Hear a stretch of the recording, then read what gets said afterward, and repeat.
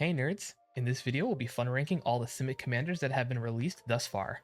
If a card has partner or partner with, we're not going to be looking at their partner, just their individual card. Alright, let's get into it. First up is Adrix and Nev Twincasters. They're a 4 mana, 2/2 legendary creature, Merfolk Wizard. They have Ward 2.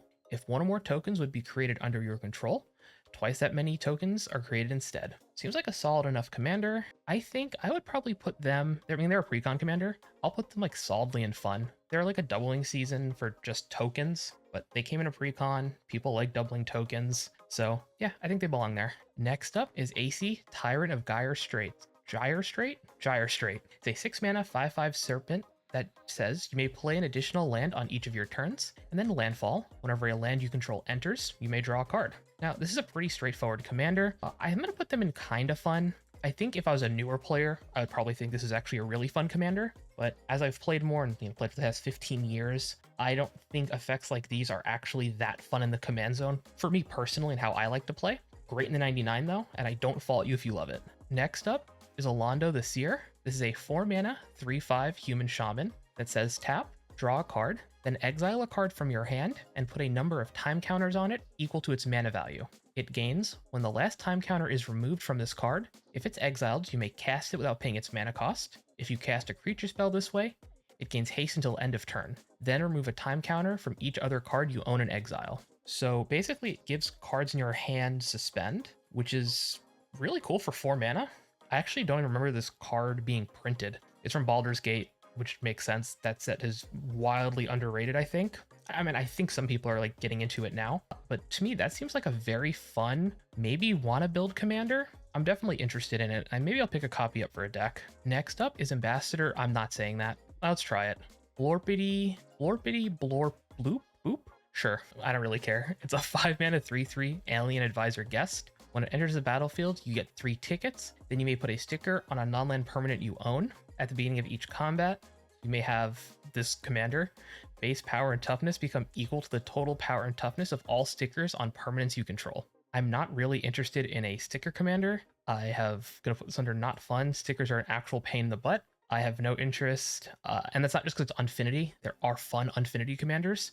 It's specifically stickers I think are just kind of stupid. Next up is Erixmathes, the Slumbering Isle. It's a 4 mana 12/12 Kraken. It enters tapped with 5 slumber counters on it. As long as Erixmathes has a slumber counter on it, it's still a land. Whenever you cast a spell, you may remove a slumber counter, and it has tap at a green and a blue. So it's essentially like a land in the command zone for 4 mana. It does tap for 2, which is great, and it always has that ability, even if it's not a creature. It does enter tap, so you can't, play it for 4, then play a 2-drop, which is, I think, totally balanced. As a commander though, I think it's just kind of fun. It's really good in like a Kraken or like sea creature deck, but on its own, I think it belongs in kind of fun above AC though.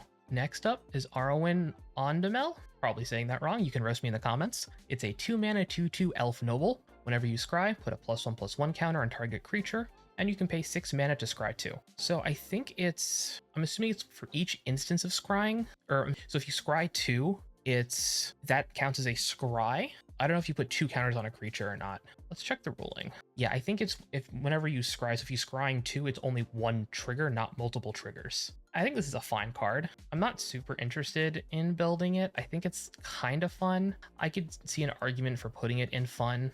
It's like a unique card in like, well, kind of unique. There's like mono blue stuff that cares about scrying. So if you want to build a scry deck, I guess you can put it in fun, but I think in the top end of kind of fun for me. You also could use cards like the memory chip and is it Future Sight? A blue enchantment. So I think either one of those would be good with it. Next up is Blue Loyal Raptor. This is a 4 mana 5/4 dinosaur that has partner with Owen Grady, Raptor Trainer. For each kind of counter on blue, each other dinosaur you control enters the battlefield with a counter of that kind. So if you put an indestructible counter or a lifelink counter, on this creature, every other dinosaur you control will also enter with that counter, which is great. On its own, if you want to build Simic dinos, I guess you could. You have the cycling creatures from Ikoria to put counters on it for each kind of counter. So if you have a +1/+1 counter, or like 2 +1/+1 counters, let's say, I think they would only get for each kind of counter. I think you'd only get 1 counter though. So you really just want keyword counters. So we'd have to see in Simic how many different ways there are to get keyword counters, or you could use like Oblivion Ring or Oblivion Stone put a fate counter on this. All your dinos enter with fate counter, so they're safe. There's some cute things you can do. I think for that, I'm going to put it in fun just because it's a unique color pair for like dinos, but I don't know if there are enough keyword counters in those colors. Next up is Bony Paw Clear Cutter. This is a 6 mana 6/5 giant scout with reach. It enters the when it enters the battlefield, create blue or Bow, a legendary blue ox creature token with this creature's power and toughness are equal to the number of lands you control. Whenever you attack, draw a card. Then you may put a land card from your hand or a graveyard onto the battlefield. So you don't have to attack with this commander. It's just whenever you attack. So if you attack with a Birds of Paradise, you can get a land from your graveyard and put it onto the battlefield. And you also draw. So it's interesting that you don't put a land or from your hand, right? So you can, it's like an Uro, you just don't gain the life. And then you have a big blue ox creature that just gets bigger based on how many lands you have. I think much like AC, no, I think this is more fun than that because it's incentivizing you to actually attack and not just sit there and dirtle with lands. I'm going to put this in the tail end of fun. I could be convinced to put it in kind of fun, but I think fun is where I'm going to put it for now. Next up is Clement the Worrywart, a 3 mana 3/3 frog druid with vigilance. Whenever it or another creature you control enters, return up to one target creature you control with lesser mana value to its owner's hand. And then frogs you control have tap at a blue or a green. Spend this mana to only cast creature spells. So it's a Simic Frogs Matter commander, which is actually, there's quite a few frogs in Simic.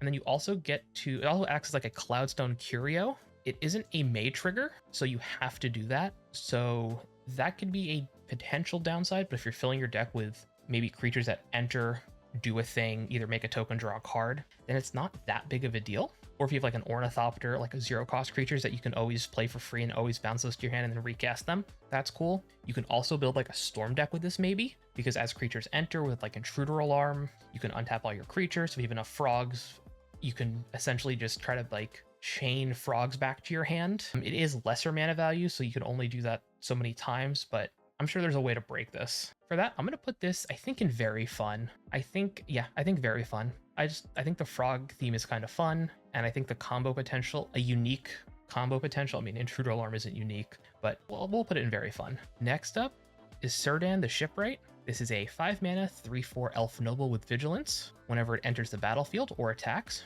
each player secretly votes for a player, then those votes are revealed. Each player draws a card for each vote they received. Each player who received no votes may put a permanent card from their hand onto the battlefield. So I personally love voting in Commander. I think it's a fun mechanic, so long as you have like a way to do it and people are actually secretly doing it and not trying to collude. I think this is a fun commander. It can get crazy though, right? Like if someone's really far ahead and you don't want them to have more cards, well, you also don't want them just to put a permanent into play. So it's like you're incentivized to pick someone who has a lot of cards in hand already, because if you don't and they don't get any votes, they then just get to put a permanent that they probably have in their hand into play. So it's really weird because it's incentivizing.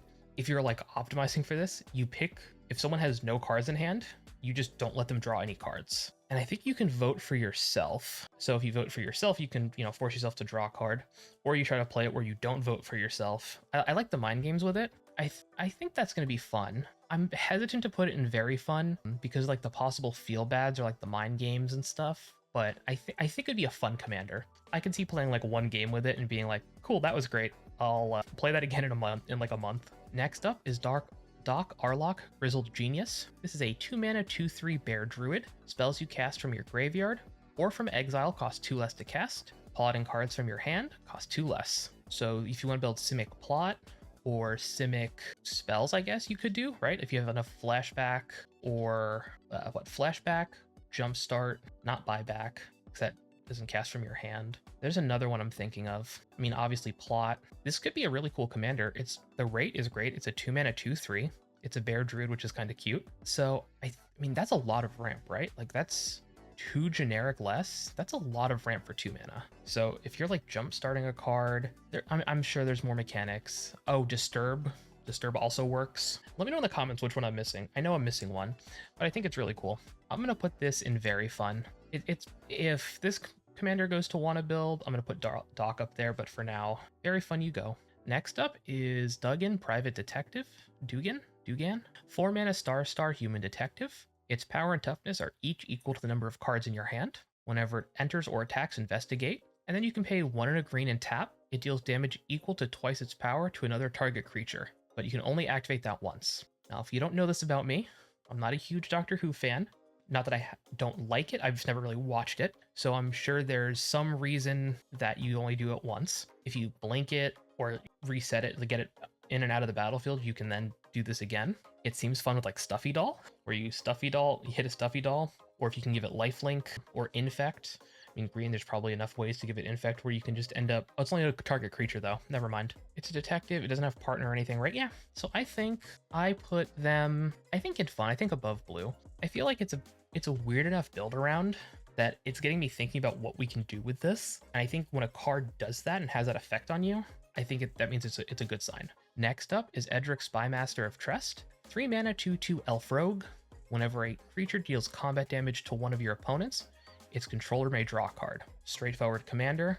I think this is still a CDH commander, because you just load up with like extra turn spells, counter spells, and a bunch of cheap creatures and just start cracking in with like a bunch of unblockable creatures to just draw a bunch of cards. Also, it incentivizes people attacking other players, because if an opponent attacks another one of your opponents, they also draw a card. And it's 8 creatures, so if you hit with 3 creatures, you draw 3 cards. I think that's a fun commander. I'd argue it's very fun if built, not in a siege way, but I think it's one of those commanders that will just end up kind of being powerful. I think I'm going to put it here. I think I might end up moving these two to kind of blue and Bonnie Paul to kind of fun, but we'll see. But yeah, I think Edric lends itself to being a very powerful commander, even if built like on a budget. When try to build, like, you really can't build this like super underpowered. So I think that's why I'm going to put it in fun instead of very fun. Next up is Elrond of the White Council. This is a 5 mana 3/3 elf noble. When it enters the battlefield, each player secretly votes for fellowship or aid. Then those votes are revealed. For each fellowship vote, the voter chooses a creature they control. You gain control of each creature chosen this way, and they gain.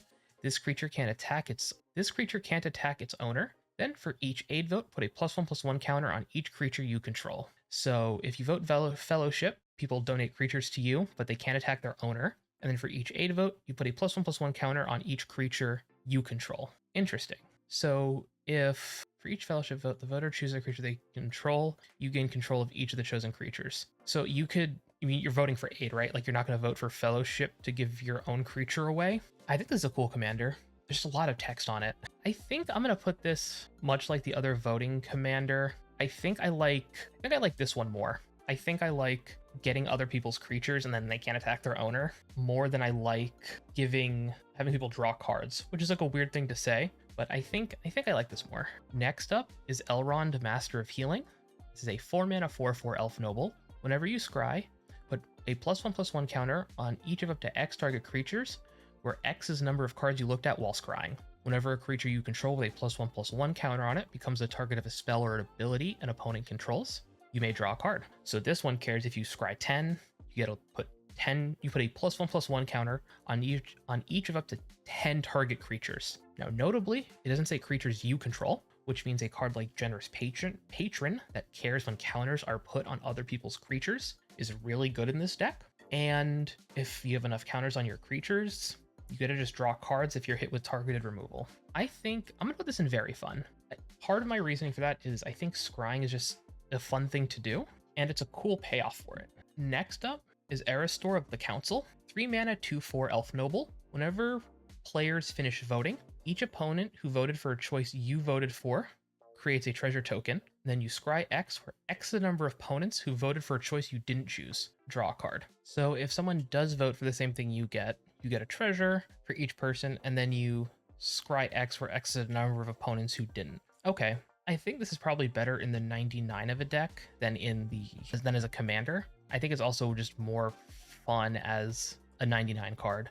I'm not going to put it in not fun, but no, actually, I think it belongs in the top of not fun. Next up is Essex Fractal Bloom.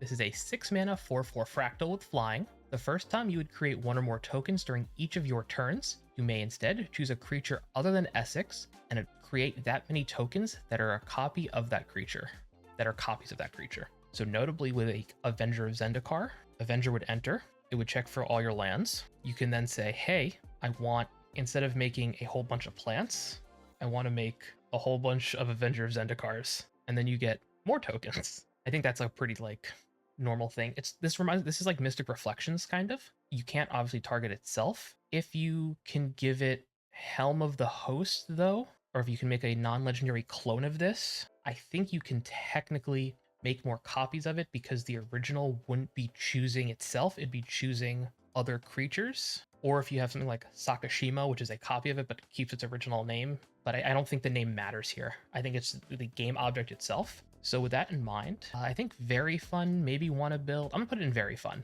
It is very good at what it does. There's some obviously very broken things to do with it. So, but I'm not like itching to build it. I think it'd be really fun to do in an online game where the board states are a little bit easier to take care of, where we're not having to deal with making 30 Avenger of Zendikars. So yeah. Next up is Eutropia, the Twice Favored. This is a 3-mana 2/2 human wizard with Constellation. Whenever an enchantment enters the battlefield under your control, put a +1/+1 counter on target creature. That creature gains flying until end of turn. So it's a Simic Enchantress commander that gets to put counters on things whenever enchantments enter, and then that creature gets to fly for a turn. Seems solid, very straightforward. It is uncommon, which is fine. Might be a really cool PDH commander, but in terms of regular EDH, I think I'm gonna put this, I think in kind of fun, I think above fun, not kind of fun. I think above Edric. Maybe it's, I think so. Yeah, I'm gonna put them in fun. It's a unique effect for Simic right now, but it's not that interesting. Actually, the more I think about it, I think in kind of fun. No, I'm gonna put it in fun above Edric. That's where we're gonna put it. All right, next up is Experiment Kraj. This is a 6-mana 4/6 ooze mutant. It has all activated abilities of each other creature with a +1/+1 counter on it. Put a +1/+1 counter on target creature. So it's sort of like a necrotic ooze, but instead of caring about all the stuff in your graveyard, it cares about any creature with +1/+1 counters on it. And that's any creature, right? It's not just yours. So cards like Walking Ballista, Triskelion are really good with it. I know there are 100 more. So I think it's definitely a combo-centric commander, but I definitely think it's very fun. I think being able to stack abilities of creatures with counters on them, especially in other colors, could be a really fun thing to do where you'll get some really weird interactions. Next up is Azuri, Claw of Progress. It's a 4-mana 3/3 Phyrexian Elf Warrior. Whenever a creature with power 2 or less enters the battlefield under your control, you get an experience counter. At the beginning of combat on your turn, put X +1/+1 counters on another target creature you control, where X is the number of experience counters you have. So Simic is really good at proliferating counters, and it's not mana value, but it's power. So cards like Mole Drifter still trigger this, and then you can put a bunch of counters on your Mole Drifter and have a flying threat. I think this is a solidly fun commander. I think sort of like Edric, even building a cheap version of this deck or a budget version or like trying to build a low power is hard to do just because of how powerful the effect is. And there aren't a ton of ways to interact with experience counters. So I think because of that, I'm going to put them in fun. I think they're more fun than like landfalls, but I think kind of fun is where yeah, I think above Edric for sure. Next up is Azuri, Stalker of Spheres, 4-mana 3/3 Phyrexian Elf Warrior. When it enters the battlefield, you may pay 3. If you do, proliferate twice. Whenever you proliferate, draw a card. So for 7 mana, the first time you cast it, you proliferate twice and draw 2 cards. Really good. It is 3 power, but you still could put this in the other Azuri deck. If you care about proliferating, I think this is a solid commander. I think though, I'm gonna put it between like kind of fun and fun. I think it's solidly fun though. I'm gonna put it, I think, the tail end of fun, and I think I'm gonna move. I'm thinking about it. I think blue goes to kind of fun. Actually, I think we'll do this. I think blue stays in the top end of fun, and Bonnie Paul stays in kind of fun. We're gonna change that up now. Next up is Gadriel of Lothlorien. Nailed it. 3-mana 3/3 Elf Noble. Whenever the ring tempts you, if you choose a creature other than Gadriel as your ring bearer, scry 3. Whenever you scry, you may reveal the top card of your library. If a land card was revealed this way, put it onto the battlefield tapped. So I built a deck, and I don't think I've done a video or an article on it yet. I don't think so. I have to look now.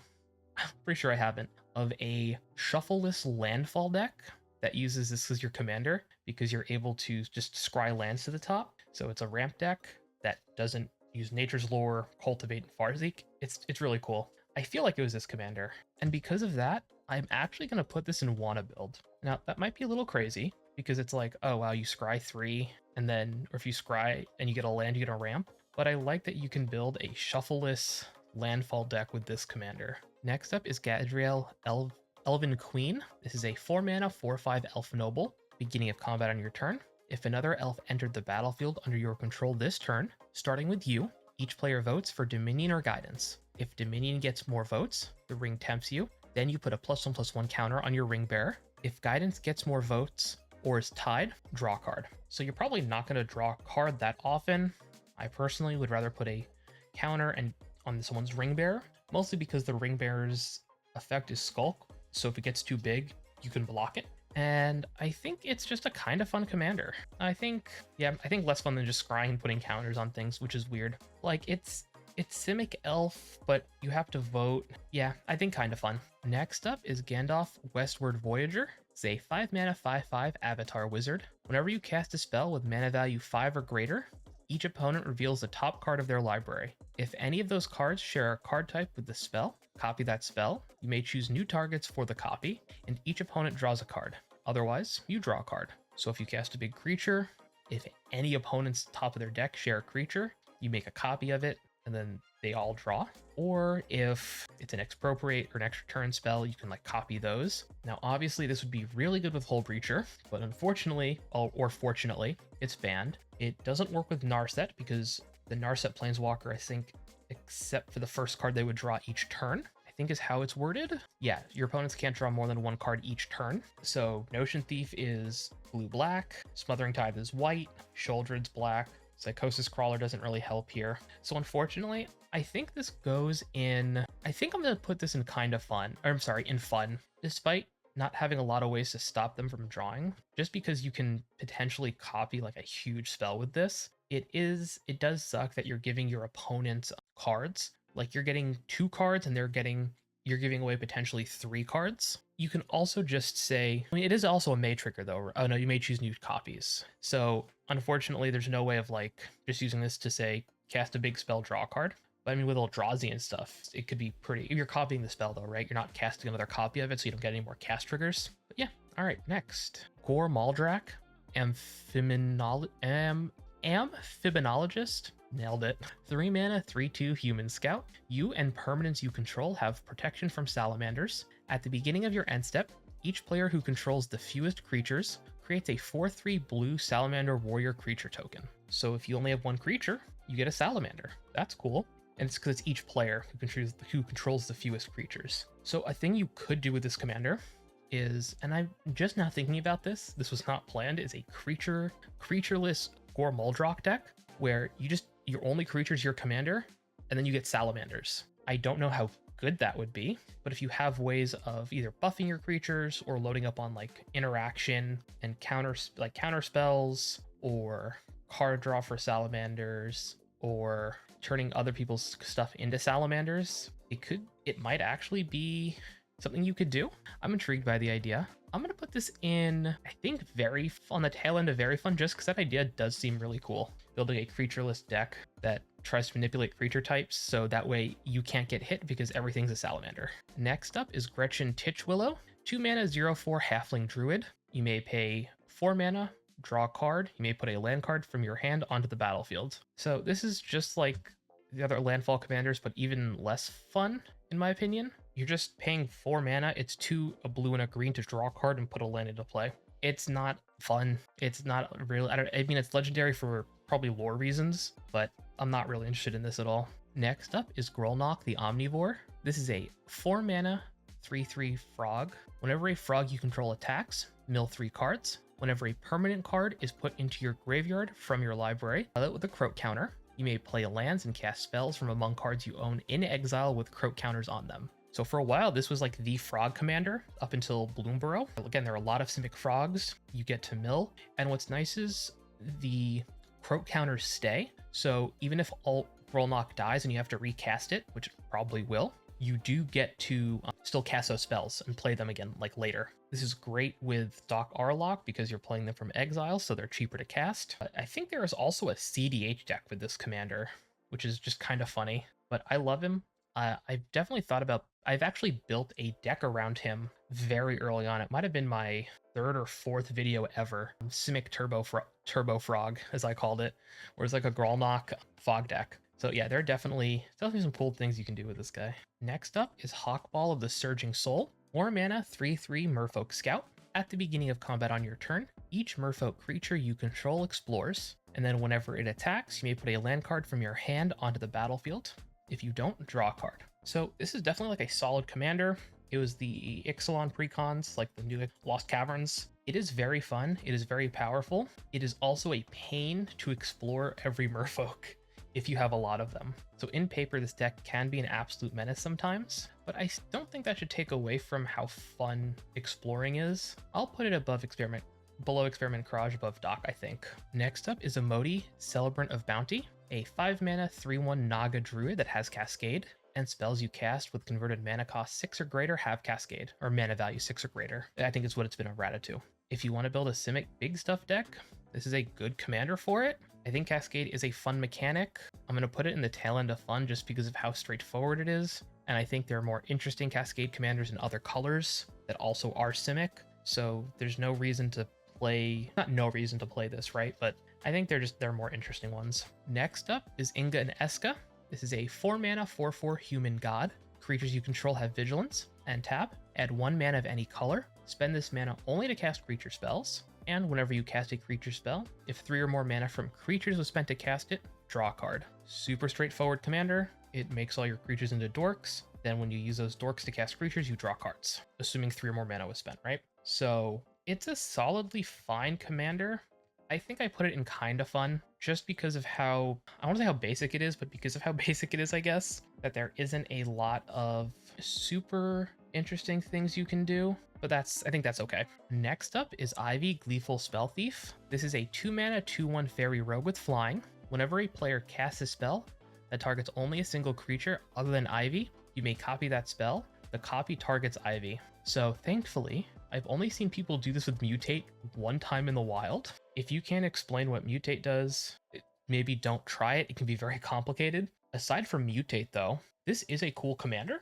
It's just people generally build her as a Mutate commander, which is just very, very complicated. I like it on like Magic Online or on Arena in like 1v1 because MTGO handles all of that. So if you have an easy way of handling this, if you have a Mutate deck and you're like, oh, I have these tokens or this is what I do, let us know, right? 'Cause I would love to see this in the wild more, but it's just how Mutate is with like making copies of it. It seems to get very complicated very fast. That aside, I think she is a very fun commander. She's going to say at the tail end of very fun just because of the uniqueness. However, the complicated like nature of the commander can be complicated, so it's gonna keep it out of like higher very fun tiers. Next up is Jadzi, Oracle of Archivos. 8 mana 5/5 human wizard. You may discard a card and return Jadzia to its owner's hand, and then it has Magecraft, so whenever you cast or copy an instant or sorcery spell, reveal the top card of your library. If it's a non-land card, you may cast it by paying 1 rather than paying its mana cost. If it's a land card, put it onto the battlefield. So I mean, it's an 8 mana commander, and obviously it is incredibly powerful. It's really good if you can, well, I mean, if you opt or scry, you're casting it, right? So you don't get to do the scrying or opting or anything, surveilling or opting before. But if you can do like a brainstorm and then opt, ponder, whatever, like cheap cantrips, even just like fog, obscuring haze, you get to just cheat stuff into play, which is really good for 8 mana. And then the backside is Journey to the Oracle, which is a 4 mana sorcery. Put any number of land cards from your hand onto the battlefield. Then if you control 8 or more lands, you may discard a card. If you do, return Journey to the Oracle to its owner's hand. So not only do you have an 8 mana commander, but you also have a 4 mana sorcery on the back that lets you ramp.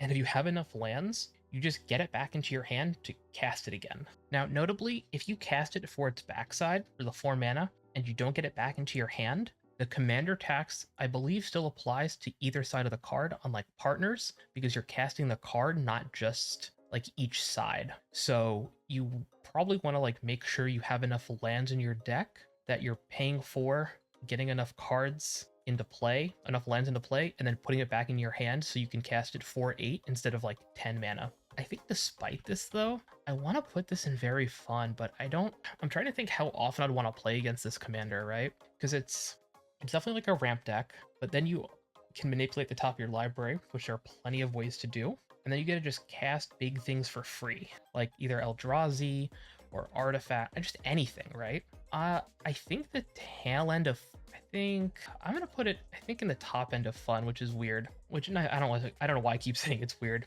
I think it could be fun. I think you could build a pile commander with this, which I released a video on, which is you basically have like a set number of cards, like we'll say 35 cards, and you shuffle in 35 random cards from a pile of like 200 cards or whatever. So if you wanted to build this as there are 35 or 20 or however many like big non-land spells that you shuffle in each game, that's a thing you could do, or creatures, or however you want to do it. So that could be really fun. Next up is Jolriel, Voice of Zhalfir. This is a 4-mana 3/3 human druid. At the beginning of combat on your turn, up to one target land you control becomes an XX green and blue bird creature with flying and haste until end of turn, where X is the number of cards in your hand.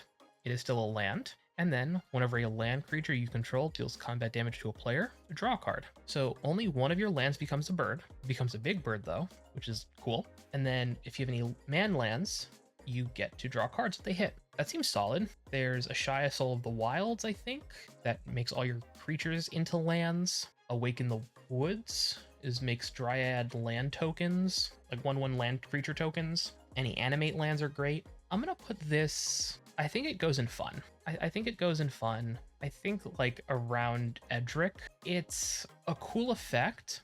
I don't know how much, I'd have to look at how much support there really is for it. And its effect is just drawing cards. So you do want lands, but at least you want like animated lands or ways to turn stuff into lands. So yeah, I think there's some cool things you can do though. Next up is Yoti, Moog Ancient.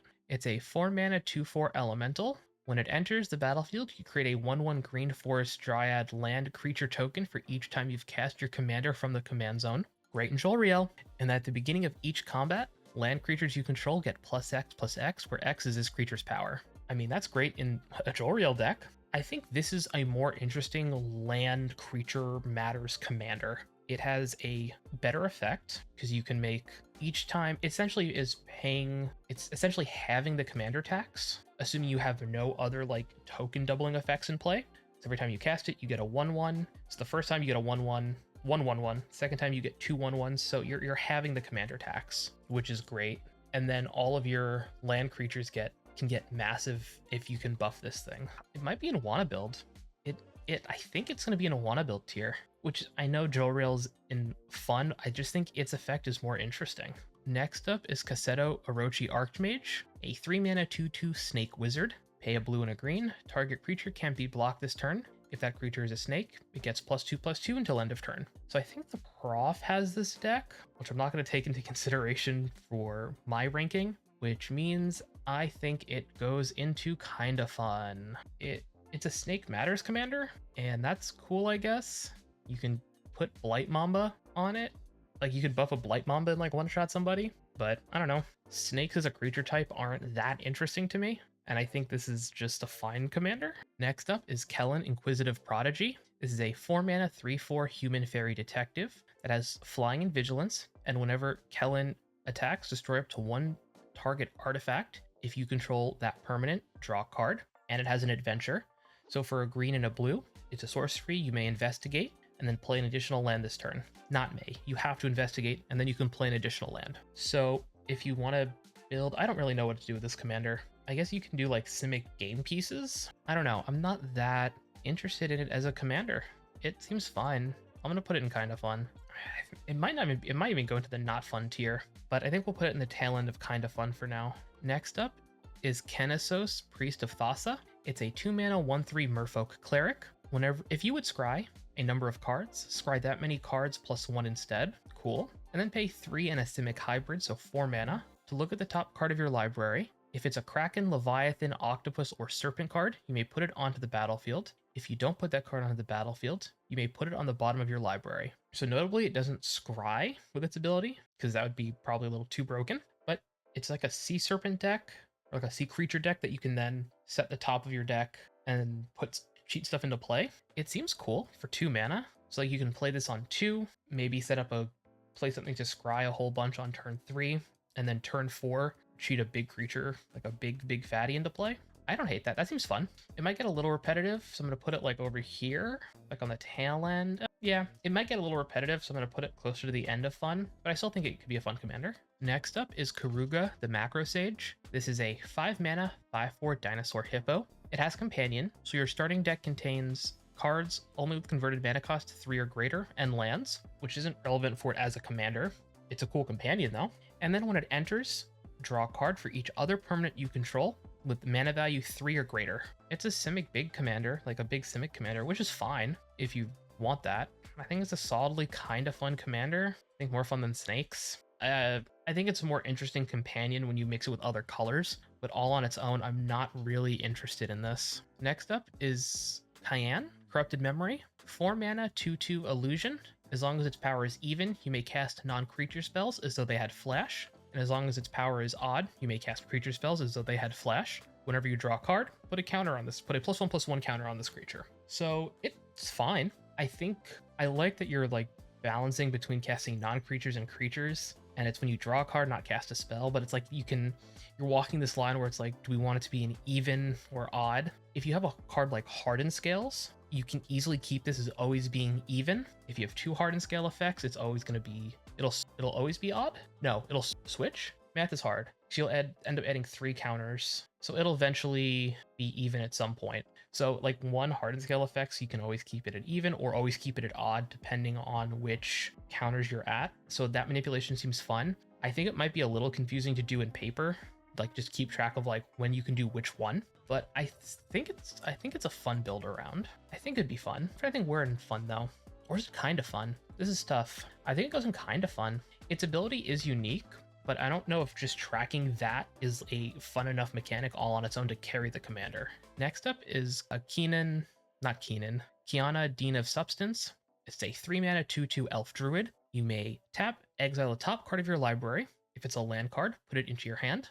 Otherwise, put a study counter on it. Then you may pay 4 and a green, create a 0/0 green and blue fractal creature token, put a +1/+1 counter on it for each different mana value among non-land cards you own in exile with study counters on them. And then there's the back, which is Imbram, Deem of Theory, which is a 4 mana 3/3 bird wizard, has flying, and you may pay X blue tap, exile the top X cards of your library, and put a study counter on each of them. Then you may put a card you own in exile with a study counter on it into your hand. So much like Jadzia, this is a 2-sided commander, so whichever you cast, it still has the commander tax apply to the other one. I don't know which of these sides I like more. I like that you can dump a whole bunch of mana with the other side to essentially draw a card, where you're just exiling a whole bunch of things and then picking the one you want, versus this one where you're able to make a body, right? You can make if you have enough mana, you can make an infinite number of fractal creature tokens. So I have a feeling if you were to build this, you probably want to start with the bird side, Imbraham, so you can put a whole bunch of cards into exile and then find whatever combo pieces you might need for infinite mana, and then either return it to your hand or sacrifice it and cast it from the command zone, so you can then play the other side. So I think I'm gonna put this in very fun. I think it's a unique enough commander, and I mean, I think it's a unique enough ability that it seems like it could be really fun to do. It might be a little hard to do, but I think it'd be fun. Next up is Keenan Bonder Prodigy, a 2 mana 2/2 human druid. Whenever you tap a non-land permanent for mana, add 1 mana of any type that permanent produced. Then you can pay 7 mana, 5 a green and a blue. Look at the top 5 cards of your library. You may put a non-human creature card from among them onto the battlefield. Put the rest on the bottom of your library in a random order. Incredibly powerful commander. Siege staple. Goes infinite with Basalt Monolith, Grim Monolith. Not with Mana Vault, because Mana Vault you have to untap it during your untap step. I think it's your untap step, or upkeep, one of the two. I mean, this thing goes infinite with a ham sandwich, if we're being honest. And I honestly think it's just a kind of fun commander. That might be a little blasphemous. Arguably, I think it's kind of fun. I think it's more fun than voting, more fun than snakes. I'm going to put it like the top end of kind of fun. Because of just how generically powerful the commander is, I think the play pattern with it would be very repetitive. But if you're looking for like a strong CDH deck that's pretty inexpensive, I still think Keenan's good. I'm not a huge CDH player, so I could be wrong, but from what I understand, it's still like a powerful commander. Next up is Kura, Sovereign of the Deep. It's a 5 mana 4/5 Merfolk Noble with Vigilance and Ward 3. Whenever you cast a Kraken, Leviathan, Octopus, or Serpent spell from your hand, look at the top X cards of your library, where X is that spell's mana value. You may cast a spell with mana value less than X from among them without paying its mana cost. Put the rest on the bottom of your library in a random order. So it's not less than or equal to, so you can't just chain things together, which is good. Cares about big sea creatures. My friend actually has this deck, and it can be really oppressive. Like it like has crushed us before, just because of all the either the board bounce and the interaction. So I think, despite having been Bane of Progress by them like 3 or 4 times in one game playing an artifact deck, I think they're a very fun commander. I think the tail end is very fun for me.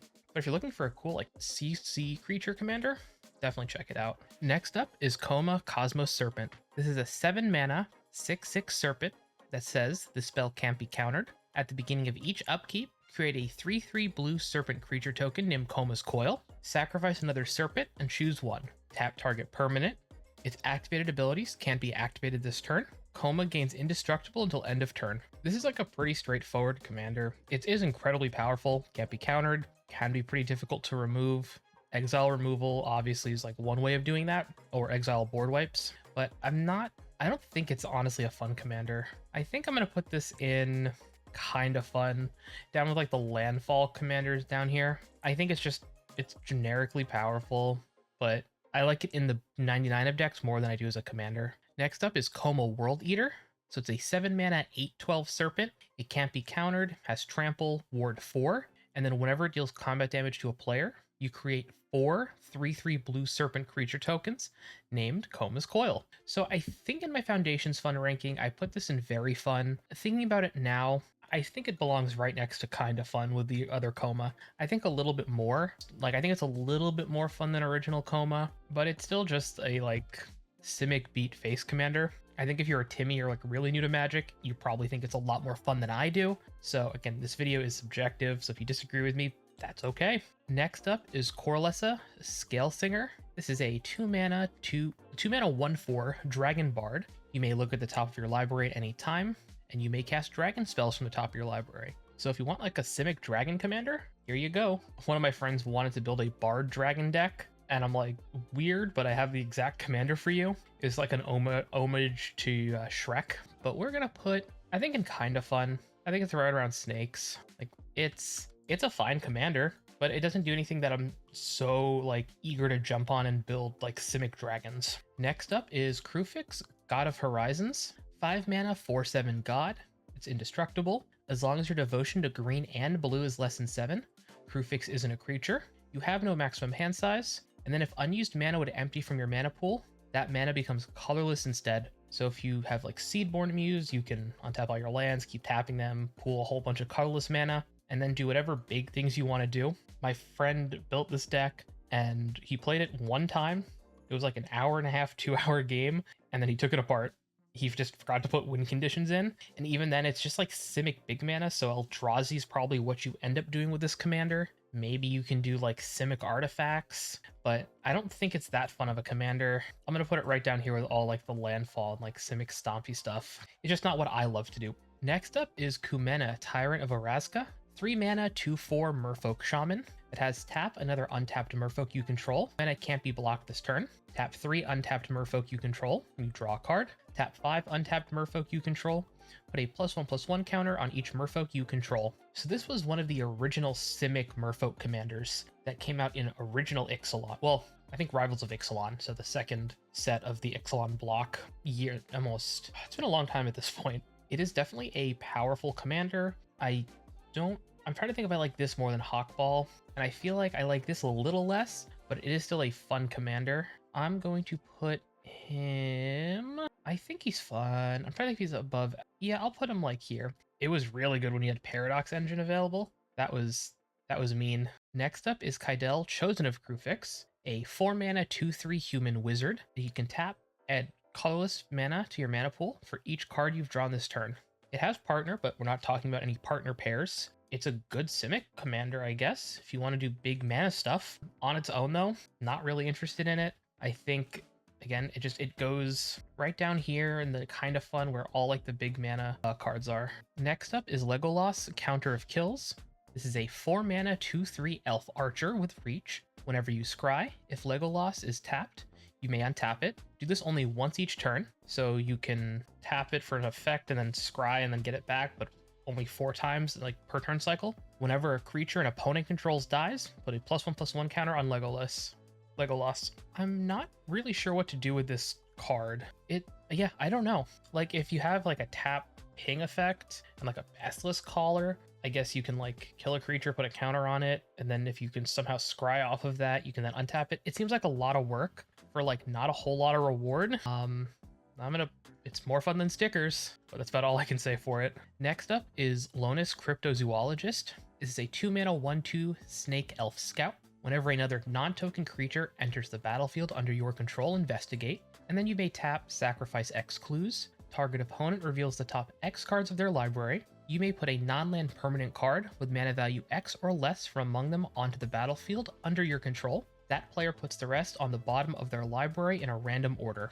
I enjoyed this card in Modern for a little bit with Academy Manufactor. I think it sees play in like Canadian Highlander as a Bant game pieces like deck. As a commander, I'm trying to think how I feel about it, right? Because you make clues and then you get to just cheat, like steal stuff from your opponents. I think I originally wanted to build it when it very, very first came out as a deck that has no shared creature types, which I think could be a fun build for it. But I think another commander on this list, which we'll get to, is a better commander for that. So I'm gonna put Lonus, I want to say in kind of fun. I think the top end of kind of fun. Actually, no, I'm gonna put it above. I'm gonna put it in the bottom end of fun, I think. Investigating's cool. He's incredibly powerful with cards like Urza or just any like artifact themed deck, or any like artifact themed commanders or cards in the 99. So tired. But yeah, let's go to the next one, which is Lonus Genetics Expert. This is a 3 mana 1/2, again a Snake Elf Detective. It has Evolve, and then whenever one or more +1/+1 counters are put on Lonus, investigate that many times. So that's cool. And then whenever you sack a clue, put a +1/+1 counter on another target creature you control. So it evolves, and then when it evolves, or you put counters on it at any point, you get to investigate. And then it has a tireless tracker effect, but for other creatures instead of itself. So I think that's actually I think it's more interesting than the original version, but I still think it's just the tail end of fun, because it is still just a Simic good stuff commander. Like I don't feel like, obviously clues or investigating could be its own theme, but I don't feel like it really pulls you in any single direction that's like unique or interesting or does something that's so much different than any other like kind of commander. But I still think it is just drawing cards can be fun, which is why it's going there. Next up is Madame Vostra. This is a 4 mana 3/3 lizard detective. It has partner with Jenny Flint. It must be blocked. Madame Vostra must be blocked if able. And whenever a creature dealt damage by Madame Vostra this turn dies, you make a food and a clue. So this is one of the few cards that say make a clue token, not investigate, because I don't know how many there are. I think Academy Manufactor and this are some of the few that actually reference making a clue token and not investigating. Just a little fun fact. So it has to be blocked. I'm assuming Jenny Flint probably partners really well with it. On its own though, I don't actually hate it, because it doesn't have to be combat damage. If you can find a way to make it a pinger in these colors, or just giving it first strike and death touch, or something where you're able just to like get rid of creatures and you get like some decent value from it. Weirdly enough, even on its own, it seems like it could be a fun commander. I'm definitely interested in it. I think I have this commander. I have to look. But next up is Marcus Mutant Mayor. This is a 5 mana 4/4 mutant advisor with vigilance and trample. Whenever a creature you control deals combat damage to a player, draw a card if that creature has a +1/+1 counter on it. If it doesn't, put a +1/+1 counter on it. So this is like an Edric Spymaster, but it cares about +1/+1 counters on the creature, and it's only creatures you control dealing combat damage to a player. It itself has vigilance and trample and is 5 mana. This actually made my list for some of the on the underrated commander list. I would want to build this if I do build it.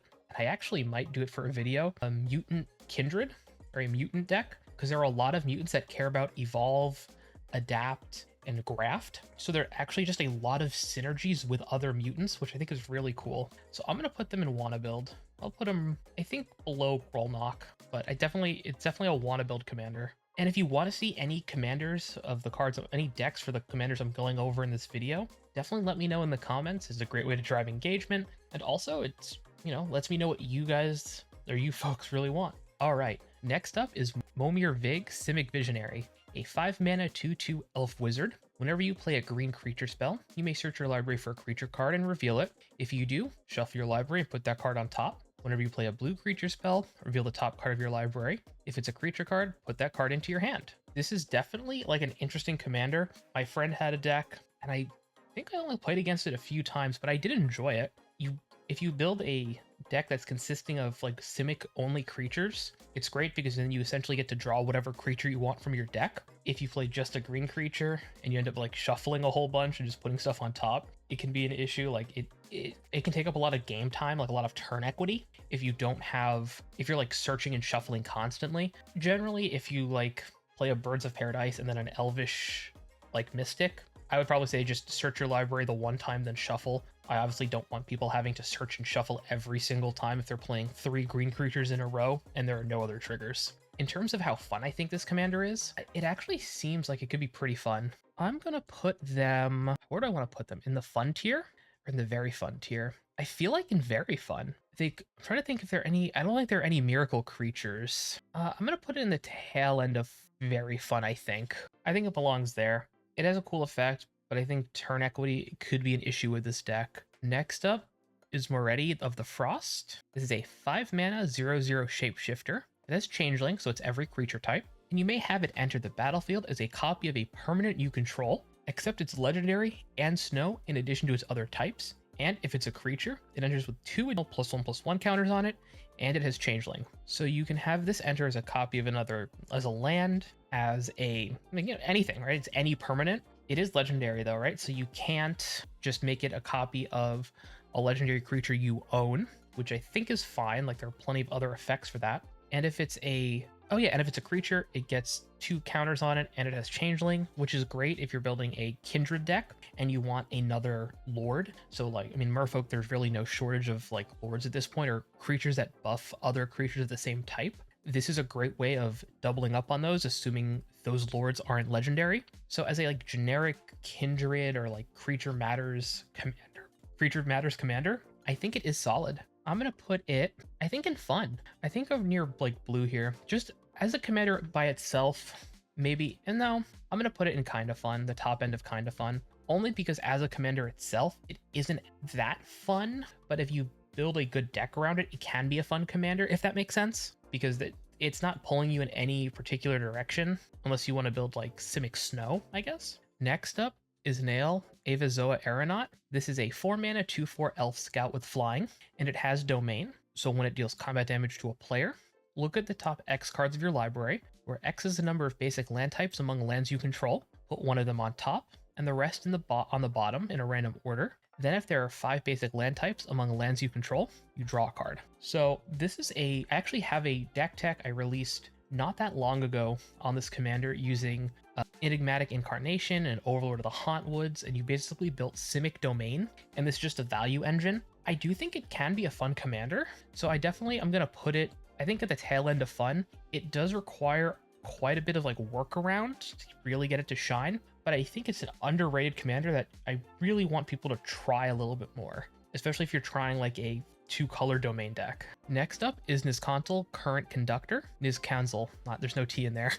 It's a 2-mana 2/3 Merfolk Scout. Whenever a creature you control explores a land card, you may put a land card from your hand onto the battlefield tapped, and then whenever a creature you control explores a non-land card, put a +1/+1 counter on this creature. So you can get the land you just explored and put it into play, or you get to put another counter on this creature, put a counter on this guy, or on this creature, on this Merfolk, and on the other creature that just explored. It's very good in the Merfolk precon, obviously, that we talked about with Hawkball, and even on its own, if you're just building like an explore deck, which you could, I think, probably do, I think it's fine. I think it goes in the bottom. I think it's more fun than Lonus and Gandalf, maybe.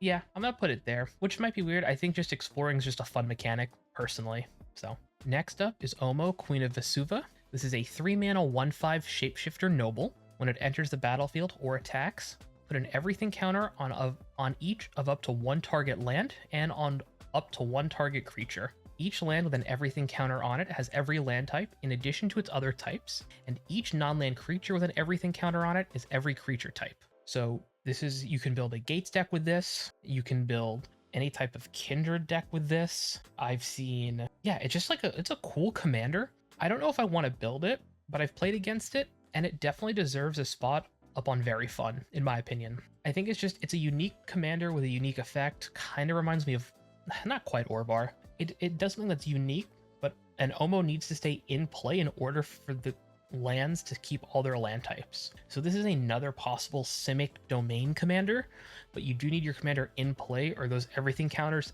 don't actually do anything. Next up is Prime Speaker Vannifar. It's a 4-mana 2/4 Elf Ooze Wizard that has tap, sacrifice another creature, search your library for a creature card with a converted mana cost equal to 1 plus the sacrificed creature's mana value. Put that card onto the battlefield, then shuffle. Activate this ability only anytime you could cast a sorcery. So it's a birthing pod on a creature, but it's only at sorcery speed, so you can interact with it very easily. There are obviously a ton of infinite combos you can do with this deck, where you just end up getting a Protean Hull and like winning. For that reason, I think unfortunately they have to go into, again, just like a kind of fun. It might be fun to do once or twice, but after that, I'm not sure if you want to keep. I personally don't like winning the same way every single time with a deck in like a casual EDH, but that's just me. Maybe you disagree with that.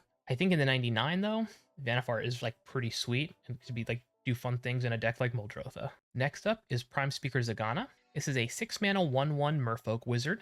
It enters with X +1/+1 counters on it, where X is the greatest power among other creatures you control, and when it enters, draw cards equal to its power. If you have a big creature, it enters with a bunch of counters on it, and then you draw a whole bunch of cards. That's it. Again, it seems like I think this was a time when Simic commanders were very, I'm gonna say just boring, and I want to put it in not fun, but drawing cards can be fun. So I'm gonna put it, I think, above Crucifix.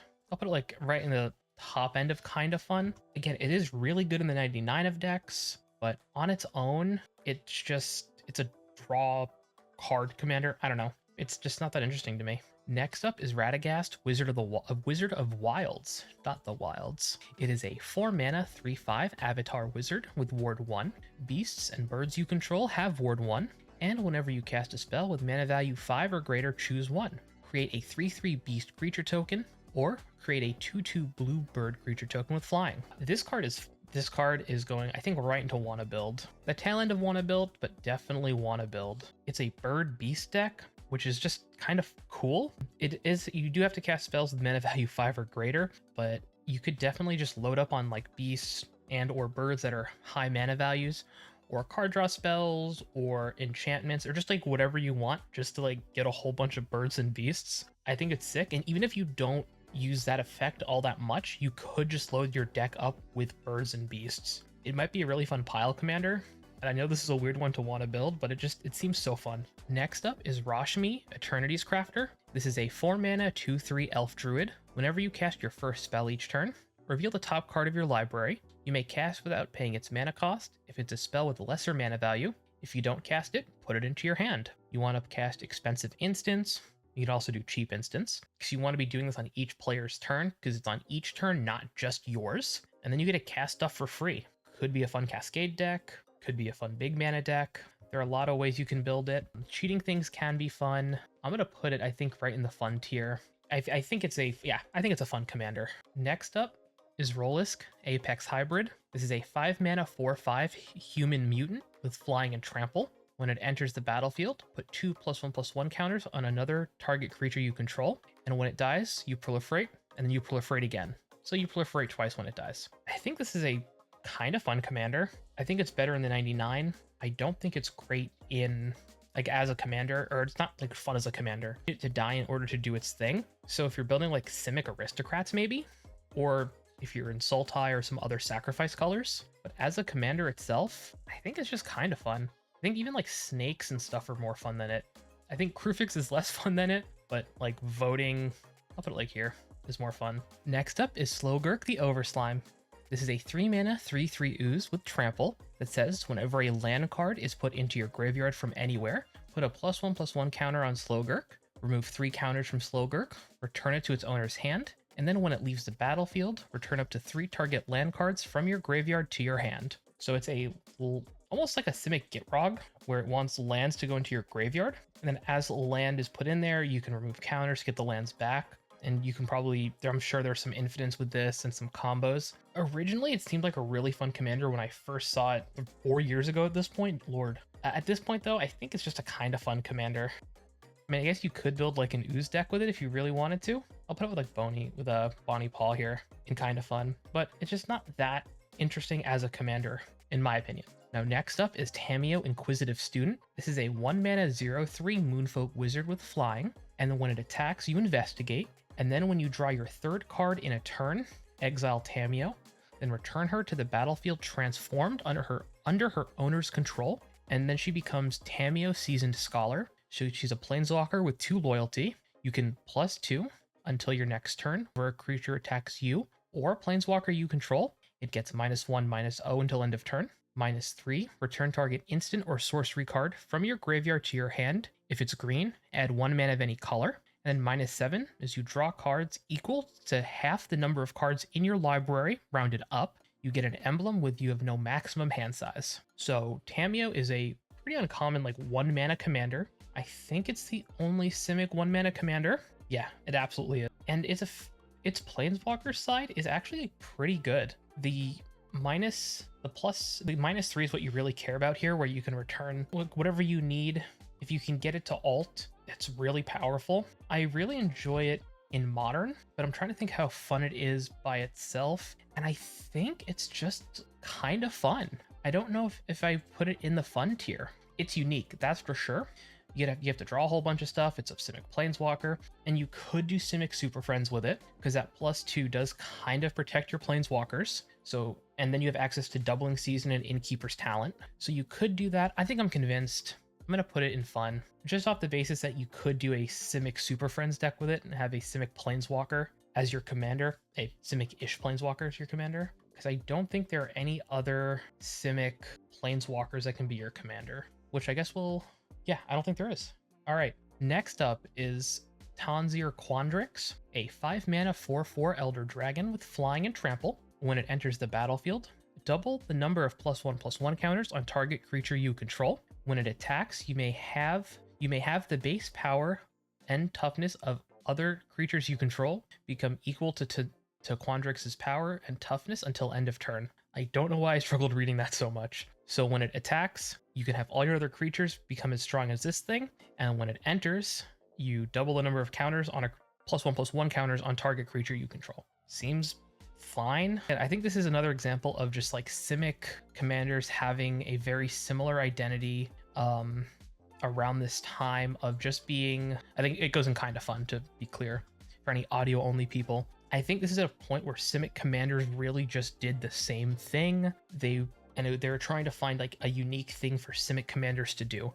It's counters and like combat and stompy, and it's just, there are so many options for this and like so many Simic stompy commanders you can play. It's just, I don't think it's that interesting. Next up is Tatyova, Benthic Druid. It's a 5-mana 3/3 Merfolk Druid, and it has landfall. So whenever a land you control enters, you gain 1 life and draw a card. Everyone knows this commander, I think, at this point. It's pretty infamous. Everyone should also know at this point my feelings on landfall commanders like this. And it's going to go above AC because it's uncommon, cheaper, and you get to gain life. And life gain is fun. Numbers going up gives me dopamine. Now, next up is Tatyova, Steward of Tides, which is a 3-mana 3/3 Merfolk Druid. The land creatures you control have flying. Whenever a land enters the battlefield under your control, if you control 7 or more lands, up to 1 target land you control becomes a 3/3 elemental creature with haste. It's still a land. So this is another land creature matters commander, and this is a Simic theme I actually am really enjoying. I talked about the other two earlier in the video. I think if Simic leans into this lands creatures like as a core identity of Simic, I think that's really unique. I think it's a cool thing to do. Simic has a lot of ways of getting your lands back from the graveyard, so even if they get removed, it's not a huge issue. If they get exiled, you're definitely going to be like sad, but again, it's not the end of the world. So I think this Tatyova honestly is just more fun. And I think I'm gonna put it next to Jolreal. I think they're like pretty similar in terms of how fun they are. Yeah, I just like it. And you get your land creatures flying, which is great. Next up is Thanos the Toy Maker. This is a 5 mana 3/5 human artificer. Whenever you cast a bird or beast creature spell, you may copy it, except the copy is an artifact in addition to its other types. So much like the other bird and beast commander, I definitely want to build this. It is more beast and bird focused, which is great. You can put this in the other one because it is 5 mana, so you probably do. So we're gonna go ahead and put that right up here, and I might actually bring them down. No, I'm gonna leave. I already forgot their name. I'm so many commanders, but we're gonna leave them right up there. Radagast. We're gonna leave Radagast up there. I don't know why I blanked on the name. So next up is the 4th Doctor.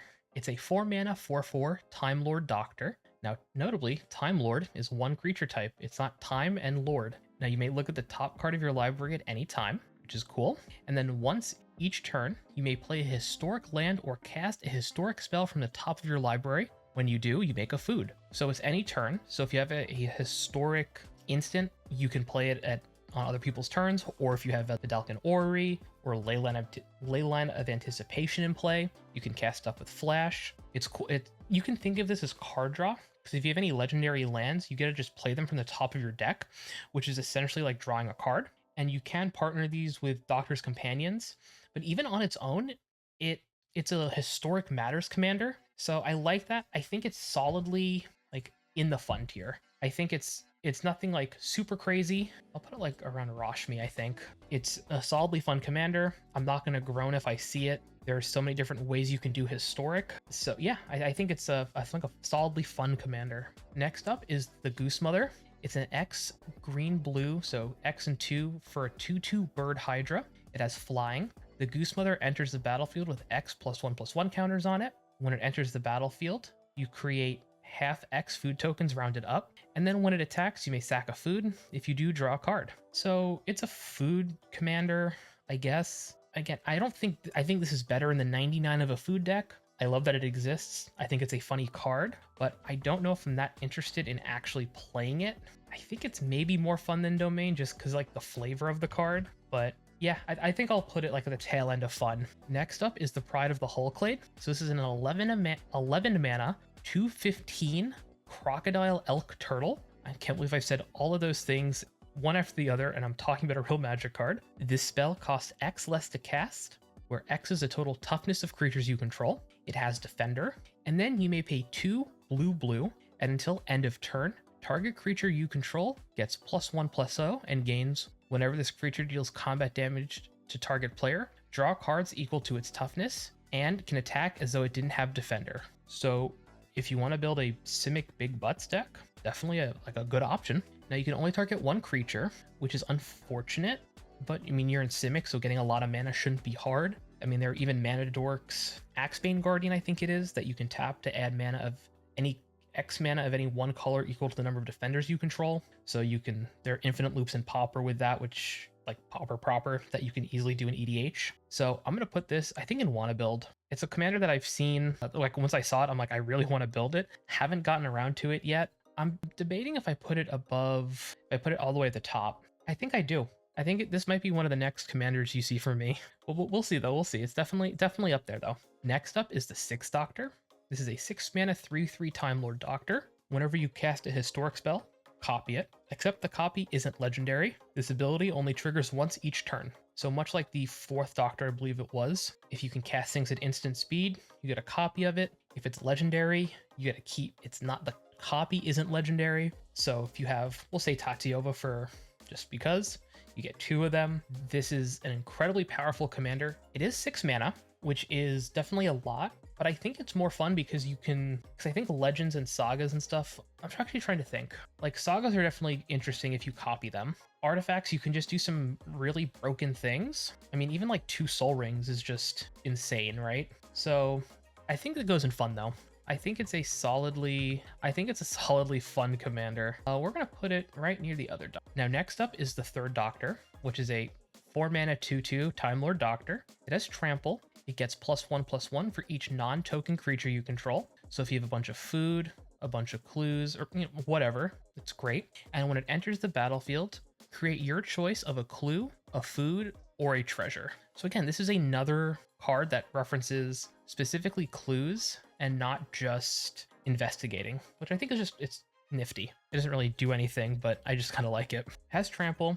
Yeah, I think this is a cool card. It's a Simic's token commander, like through and through, but it has trample, so it has not quite evasion, but kind of evasion. And if you have a bunch of food, clues, or treasures, or Academy Manufactor, you can just overwhelm the board and like get in with a bunch of commander damage. So I really like that.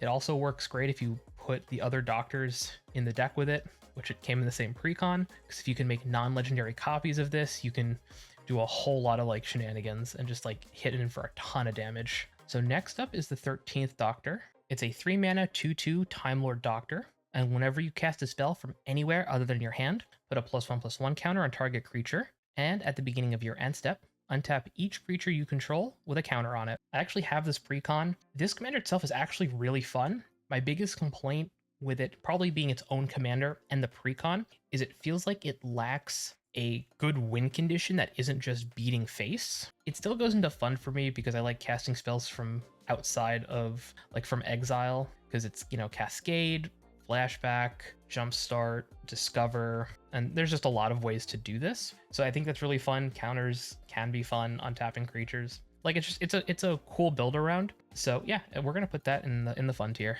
Next up is Thrasios, Triton Hero, a 2 mana 1/3 Merfolk Wizard. For generic, scry 1, then reveal the top 4 cards of your library. If it's a land card, put it onto the battlefield tapped. Otherwise, draw a card. And it has partner. If you've played EDH for any amount of time, and I think even recently, you'll know this is a pretty busted commander. Still sees play in EDH, and I still think it's a not fun commander. It's obviously powerful, but I don't always equate power to fun, and even though it is a powerful commander, I don't think it is a fun type of powerful person. And again, I'm speaking strictly casual EDH, not CD. Next up is Tishana, Voice of Thunder. This is a 7 mana star Merfolk Shaman. Its power and toughness are equal to the number of cards in your hand. You have no maximum hand size, and when it enters the battlefield, you draw a card for each creature you control. This is, I feel like I have to put this in not, well, I mean, drawing cards is fun though. I'm gonna put it in probably the tail end of kind of fun. Maybe it's supposed to go with like Zagana, but Zagana at least like gets counters, which you can do stuff with.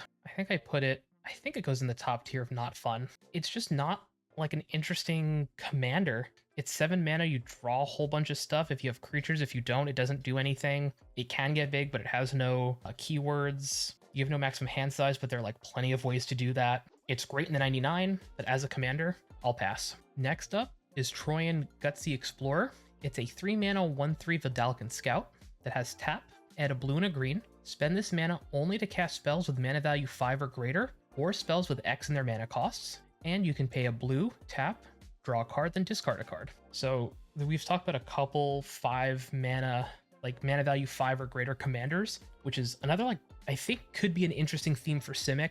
So if you can play this on turn 2, play a dork on turn 1, play this on turn 2. By turn 3, you can cast a 6-drop. You'll have 3 lands, a dork in this. It's definitely powerful, but I think it goes in the top end of kind of fun, because it's just a mana dork in the command zone is really what it is. Or like an X spell, which is also cool, I guess, but again, it is just a dork in the command zone. Next up is Uro, Titan of Nature's Wrath. This is a 3 mana 6/6 Elder Giant. When it enters, sacrifice it unless it escaped, and whenever it enters or attacks, you gain 3 life. Draw a card, then you may put a land card from your hand onto the battlefield. It has escape for green, green, blue, blue, and exile 5 other cards from your graveyard. If you want to play this as a commander, I guess you can, but if it'll go right to the graveyard, then you have to fill your yard up. It's a Simic good stuff commander. I'm not really interested. I think it's more fun maybe than Tatiova, but like it's just like a growth spiral in the command zone. I don't know. The Elder Giants are never really like that interesting of commanders to me. I think Flage is more interesting than Uro. Flage is also busted, but that's another conversation. Next up is Vannifar, Evolved Enigma. This is a 4 mana 3/4 Elf Ooze Wizard. At the beginning of combat on your turn, choose one. Cloak a card from your hand. So to cloak it, you put it onto the battlefield face down as a 2/2 creature. It has Ward 2. Turn it face up anytime for its mana cost if it's a creature.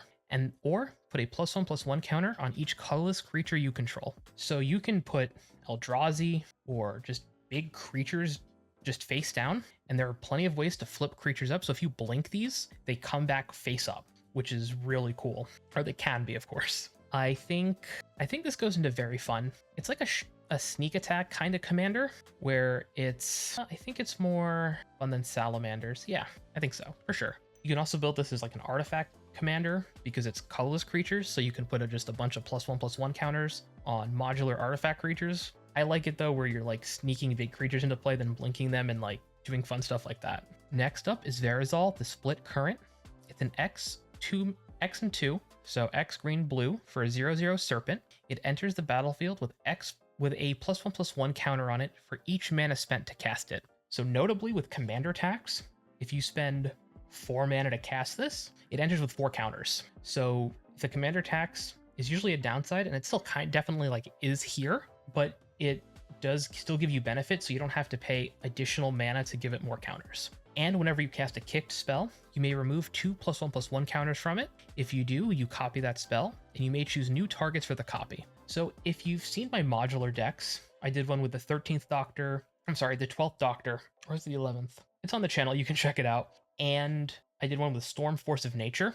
I got the original idea for those from Tomer from MTG Goldfish, who did a Verizal and the Gruul commander that cares about kicking, which I don't remember the name of offhand. And they built a deck that had like a green core and then a blue and red pile that you shuffle in.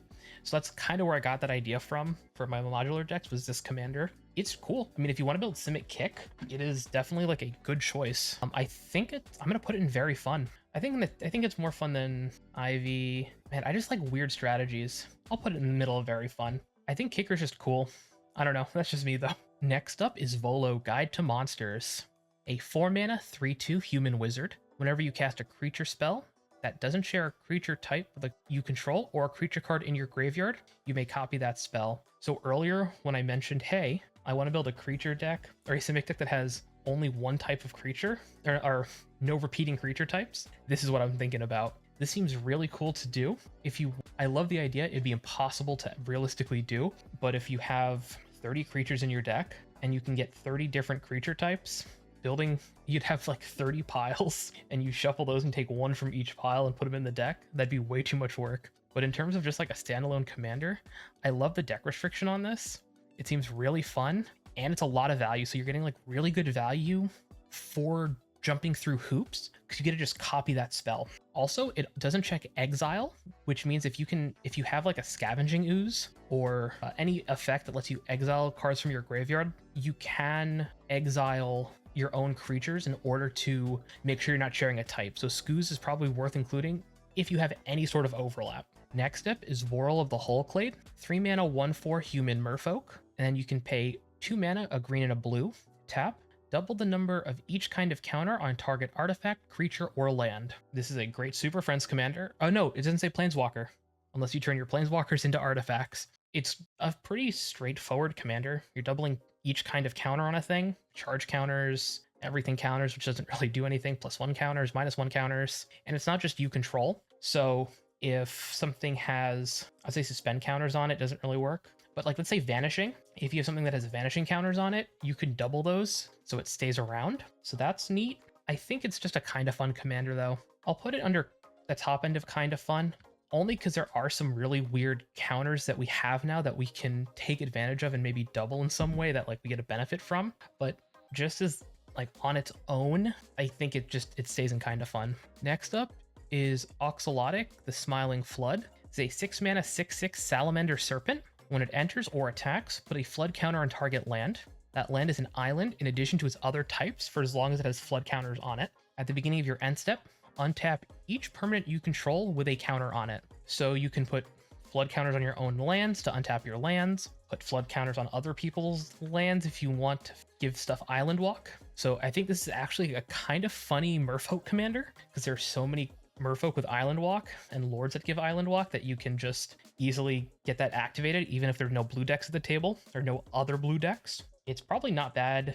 Actually, I would say it's not going to be bad in a domain deck, but it actually would be because you already have islands, so it doesn't really matter. And you get to untap any of your end step. Yeah, so I think it's cute.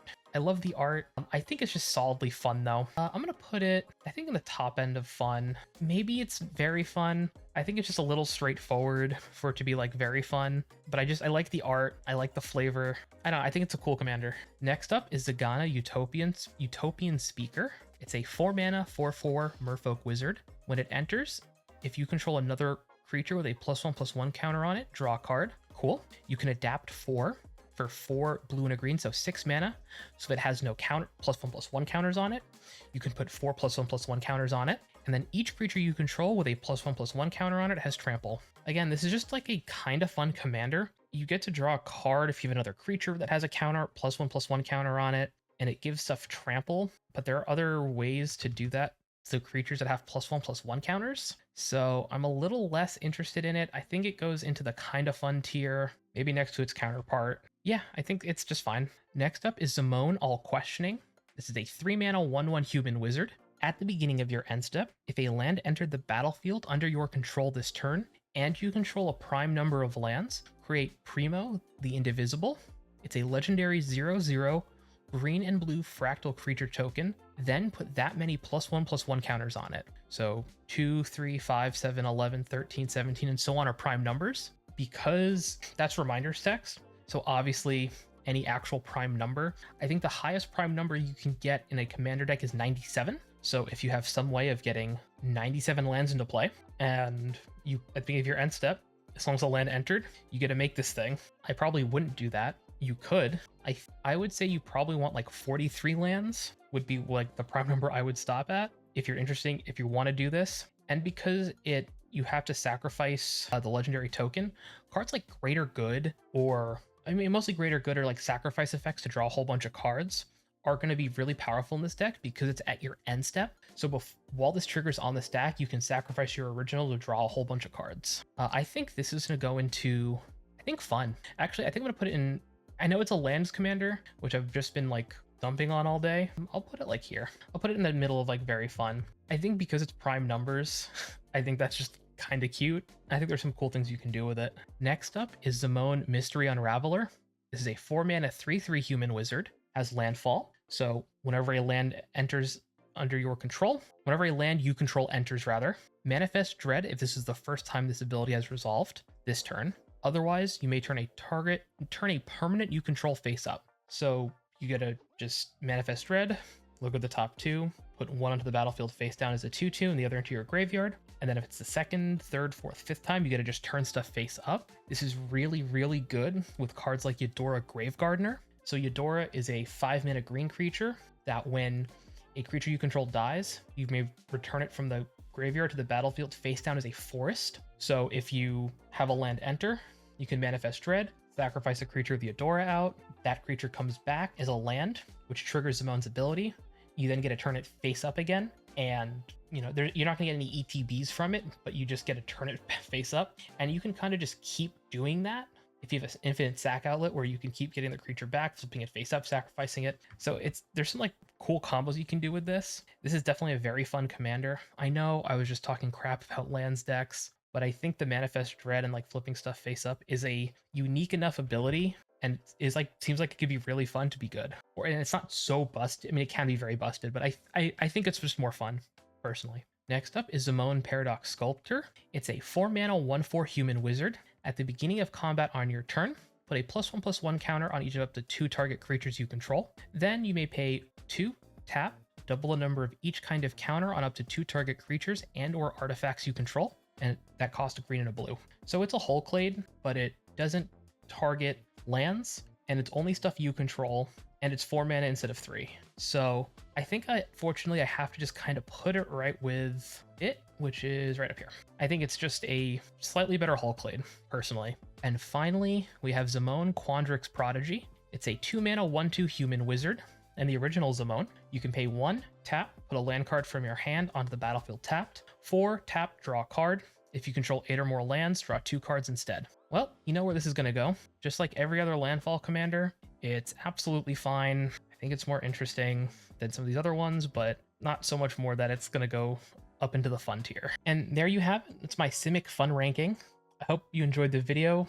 Hope you watched all the way through. Let me know in the comments if you want me to build any of these commanders, especially in the wanna build tier. I still have a few more guilds to get through, but I plan on getting through the rest of them this year, and then I'll be revisiting old ones I did in prior years, and then hopefully the shards and wedges. Now, these videos take a long time to record, so if you could give this video a like and maybe subscribe for more of these, I really appreciate it. And make sure to check out my other content. There's a Discord server if you want to join that, linked in the video description below. And I have a Twitch channel where I'll be streaming Magic and whatever other games I just kind of want to play for fun. So check that out. I don't have a schedule just yet, but I will be working on getting one put together. Alrighty, nerds, I will see you in the next one.